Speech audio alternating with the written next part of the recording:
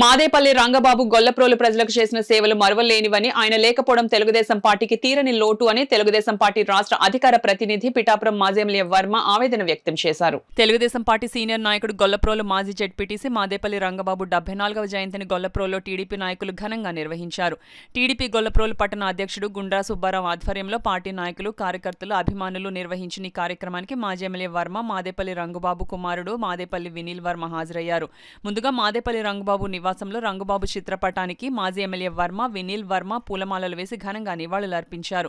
అనంతరం గొల్లప్రోలు తహసీల్దార్ కార్యాలయం వద్ద గల మాదేపల్లి రంగబాబు విగ్రహానికి మాజీ ఎమ్మెల్యే వర్మ, వినీల్ వర్మ చేతుల మీదుగా పూలమాలలు వేసి నివాళులర్పించారు. అనంతరం బర్త్డే కేక్ను కట్ చేశారు. నిరుపేదలకు మాజీ ఎమ్మెల్యే వర్మ, వినీల్ వర్మ చేతుల మీదుగా బట్టలు పంపిణీ చేశారు. ఈ సందర్భంగా మాజీ ఎమ్మెల్యే వర్మ మీడియాతో మాట్లాడారు. పార్టీకి ఎప్పుడు కూడా వెన్నెముకగా ఉండి నిరంతరం తెలుగుదేశం పార్టీ కోసమే కష్టపడుతూ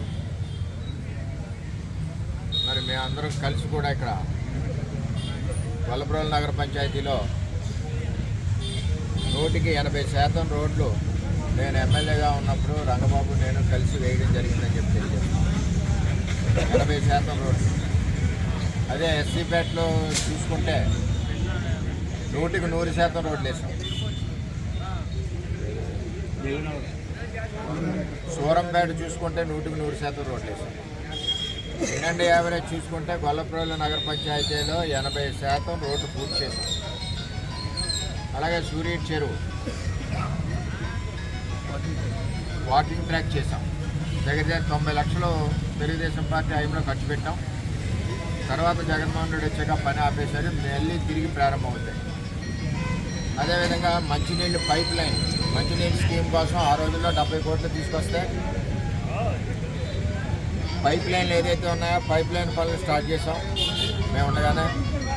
తర్వాత స్కీమ్ది ఈ జగన్మోహన్ రెడ్డి ఇచ్చి పెండింగ్ చేశాం. అలాగే నిరంతరం గొల్లప్రోలు నగర పంచాయతీ అభివృద్ధి కోసం మరి కలిసికట్టుగా పనిచేయడం జరిగింది. అలాగే నగర పంచాయతీ అభివృద్ధి కూడా చేశాం. ఏదేమైనా రంగబాబులో లేటు తీరని లోటు. ఆయన తరఫున కార్యకర్తలందరికీ కూడా మేము అండగా ఉంటాం. వినీల్ కానీ నేను కానీ అందరం కూడా మరి ఎప్పుడు గొల్లప్రోలులో తెలుగుదేశం పార్టీ బలంగా ఉంది. మొన్న కూడా చాలా బలంగా ఎలక్షన్ చేశారు. మరి దీని అంతటికీ కారణం రంగబాబు వేసిన ఫౌండేషన్ అని చెప్పి నేను తెలియజేసుకుంటూ